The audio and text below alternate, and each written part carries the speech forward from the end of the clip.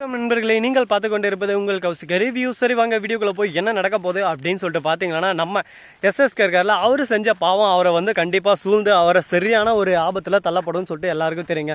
ஆனால் அவர் பண்ண பாவம் கொடுமையிலும் கொடுமைங்க. ஏன் இந்த மாதிரி பண்ணார், எதுக்காக இந்த மாதிரி பண்ணாங்கன்னு சொல்லிட்டு யாருமே கெஸ் பண்ண முடியல.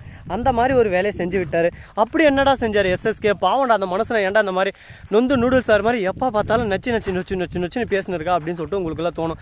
அப்படியெல்லாம் ஒன்றும் இல்லைங்க. எஸ்எஸ்கே அப்படி என்ன பண்ணார் அப்படின்னு சொல்லிட்டு பார்த்தீங்கன்னா, கரெக்டாக நம்ம ரேவதியை கொலை பண்ண பிளான் பண்ணார். ஆனால் அவர் செஞ்ச வினை அவரவே வந்து அடியாலெல்லாம் வந்துடுறாங்க. வந்து காரை சூழ்ந்து சும்மா பொட்டு தாக்கு வர்றா இல்லை பொட்டு தாக்கு அப்படின்னு சொல்லிட்டு அடி சும்மா உருட்டு கட்டை வச்சு அடிச்சிடுறாங்க. அப்படியே அங்கேயே மயங்கி விழுந்துடுற. வயசான கட்டப்பா எப்படி தாங்க சொல்லுங்க பார்க்கலாம். மயங்கி விழுந்துடுற. அதை பார்த்து நம்ம இலக்கியம் மறுபக்கம் ரேவதியும் குட்டு குட்டு குட்டு குட்டு குட்டு குட்டு குட்டு குட்டு குட்டு குட்டுன்னு ஓடி வராங்க. ஓடி வந்து அப்படியே பார்க்குறாங்க. ரேவதி அவங்க தான் மடியில் படுக்க வைக்கிறாங்க. படுபாவே பையன் நாசனமா போனவன் என் புள்ளி எப்படி கொல்ல பார்த்தான், சாக கிடக்குறான் பாத்தியா, அதை கீழே போட்டு சொன்னால் ஒரு அர்த்தங்க. தான் மடி மேலே படுக்க வச்சுன்னு பாசமாக சொல்கிறாங்க. என்ன கொடுமை இது, உன் புள்ளன்னு தெரியாமல் இந்த மாதிரியெல்லாம் பண்ணுறேடா. ஆனால் அது எல்லாமே நம்ம எஸ்எஸ்கேக்கு அது கேட்குது. ஆனால் அவரால் பேசவும் முடியல, சுயநினைவு திரும்பவும் முடியல. உடனே ஹாஸ்பிட்டலுக்கு கூட்டின்னு போகலான்னு சொல்லிட்டு ஹாஸ்பிட்டலுக்கு போகிறாங்க. அங்கே போனதான் டாக்டர் வந்து சொல்லிடுறாங்க, ஏம்மா என்னம்மா ஆச்சு, போலீஸ் கேஸ் கண்டிப்பாக வருமா, யாருமா அந்த மாதிரி பண்ணது அப்படி இப்படின்னு சொல்லிட்டு ஒரு கேள்வி கேட்க ஆரம்பிக்கிறாங்க.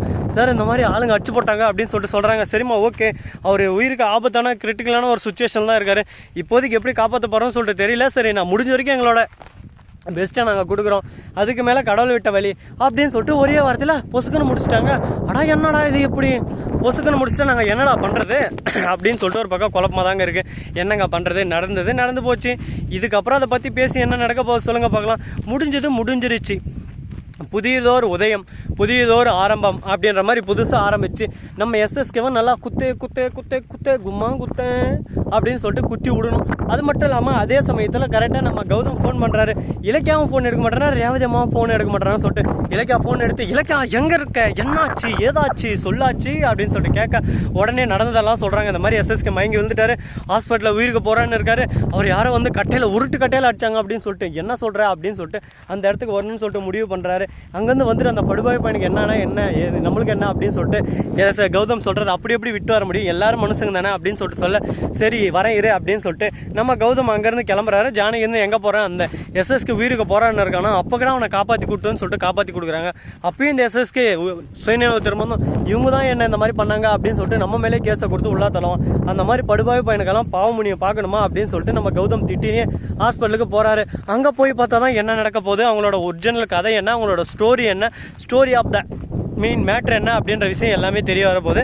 நம்ம கௌதம் தான் அவரோட பையன்ற விஷயமும் தெரிய வரப்போகுது. அதே சமயத்தில் தாட்சாயினி அவங்க வந்துடுறாங்க. வந்து என்னாச்சுன்னு சொல்லிட்டு கேட்க நடந்ததெல்லாம் சொல்கிறாங்க. உடனே ரேவதி கிட்ட வந்து கை கொடுக்குறாங்களான்னு சொல்லிட்டு பார்த்தா, நீயும் புருஷன் அப்பயே சொன்னீங்க நீங்கள் 2 பேரும் என் புருஷன் ஏதோ பண்ணுறேன்னு சொல்லிட்டு, ஆனால் அதே மாதிரி பண்ணிட்டு இல்லை, உங்களை 2 பேரையும் நான் சும்மா விட மாட்டேன், ஜெயிலில் தள்ளி உங்களை கழித்து என்ன விட மாட்டேன், யாரும் கேட்டு வந்து அட்மிட் பண்ணது இவங்க தான், நாங்களே அடிச்சுட்டு நாங்களே எதுக்கு அட்மிட் பண்ண, ஆமாம் சாவு கிடக்கிறான்னு சொல்லிட்டு அட்மிட் பண்ணிப்பீங்க, உங்களை பற்றி எனக்கு நல்லா தெரியும், இலக்கியா ரேவதி உங்கள் 2 பேரும் நான் உயிரோட விட மாட்டேன், நீங்கள் எங்கே போனாலும் சரி என்ன பண்ணாலும் சரி எந்த கிரகத்துக்கு போனாலும் சரி உங்களை தேடி ஓடி வந்து அழிப்பேன் அப்படின்னு சொல்லிட்டு சவால் வர்றாங்க.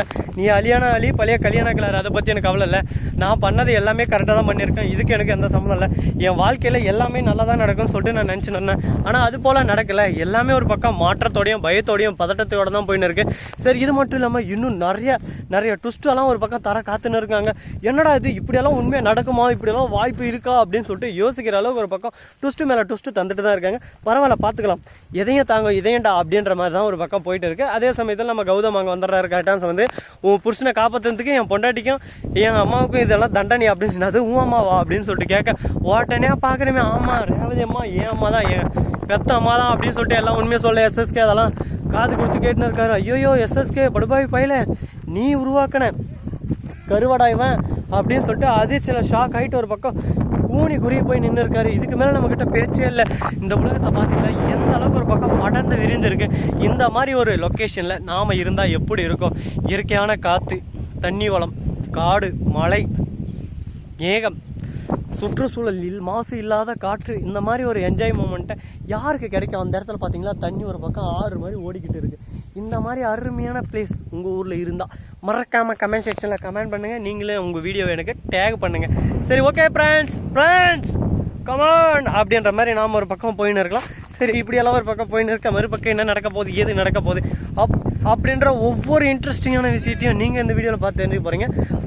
வாங்க என்னென்ன நடக்க போகுது, எது நடக்க போகுது அப்படின்ற சுவாரஸ்யங்கள் நிடந்த தோற்றத்தை தான் நீங்கள் பார்க்க போகிறீங்க.